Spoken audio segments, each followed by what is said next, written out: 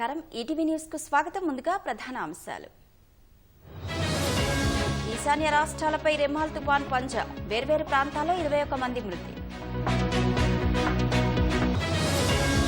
భాజపాకు బంగాల్లో అత్యుత్తమ ఫలితాలు, అవినీతి వ్యతిరేక చర్యలు ఉధృతం చేస్తామన్న మోదీ. భాజపా 400 స్థానాల నినాదం అర్ధరహితం, దక్షిణాదిలో ఆ పార్టీకి ఉనికే లేదన్న ఖర్గే. హిమాచల్లో రాజు వర్సెస్ రాణి, మండిపోరుపై సర్వత్రా ఆసక్తి.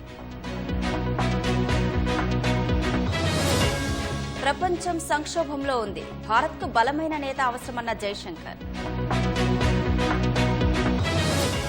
కన్యాకుమారిలో పర్యటించనున్న మోదీ, 48 గంటల పాటు ధ్యానం. రఫేల్ మెరైన్ జెట్ల కోసం యత్నాలు, త్వరలో భారత్ ఫ్రాన్స్ మధ్య చర్చలు.